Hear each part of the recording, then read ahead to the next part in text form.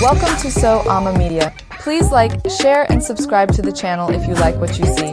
Thank you and much love. So sit back, relax, kick your feet up, and most of all enjoy. Much love. AmA, man, in Near Eastern mythology, Babylonian hero who lost the gift of immortality for humankind through a trick of the gods. The myth of AmA is found in various texts, all incomplete, the earliest dating from the 14th century B.C. and found at El Amarna, Egypt. AmA was wise like one of the gods, being under the special protection of his father, the god AmA. AmA gave AmA intelligence enough to comprehend the design of the world, but he made him a dying man. One day AmA went fishing. While he was in the middle of the sea, a storm caused by the south wind capsized AmA's boat. In a fit of rage AmA cursed the south wind. "O south wind," he cried out, "you have overwhelmed me with your cruelty. I will break your wings." The south wind is often pictured as a winged bird or monster in Babylonian art. As AmA finished his curse, the wings of the south wind were destroyed. For 7 days, a number to indicate a rather long though indefinite period, the wind did not blow over the sea or earth.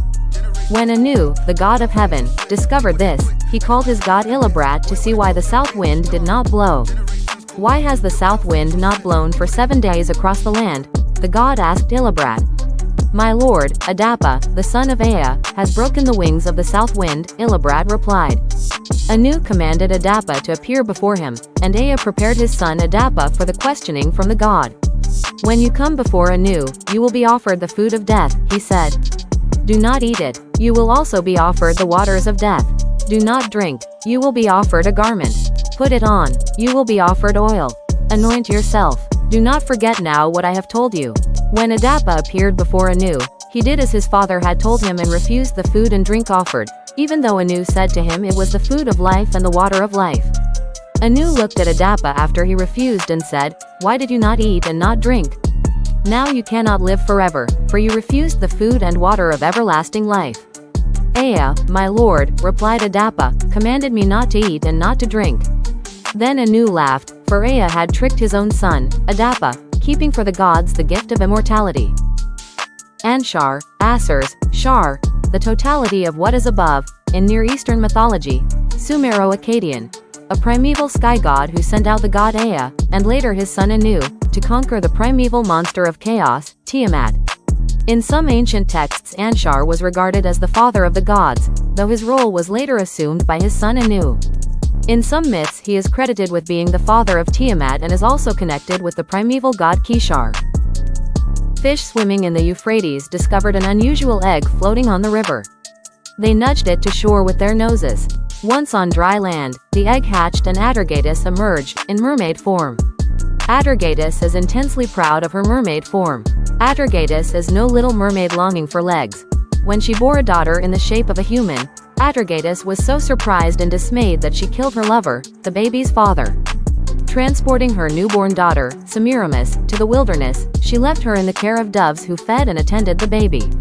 Some versions of this legend state that Atargatis then threw herself into a lake, transforming herself into the great fish mother, and since that time prefers to communicate with humans through fish. Atargatis was widely venerated. Her primary shrine was a magnificent temple in Hierapolis, Syria, northeast of Aleppo near the Euphrates. It was the largest, richest temple in Syria and eventually plundered by Romans. Under her Philistine name, Derceto, she had a temple in Ashkelon, now modern Israel. Atargatis counted ancient Israelites among her devotees.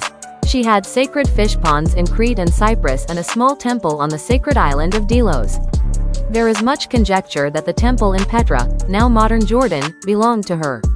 Syrian auxiliaries in the Roman army carried veneration of Atargatis throughout Europe, especially Spain. Inscriptions dedicated to her have been found in Northumberland and Yorkshire. She was a great favorite of Roman Emperor Nero. Atargatis is petitioned for abundance, health, protection, fertility, safety, and virtually anything else one desires. Devotees traditionally refrain from eating doves and any kind of fish, including shellfish. Thanks for watching this video. I hope you come back soon. So till the next time, much love.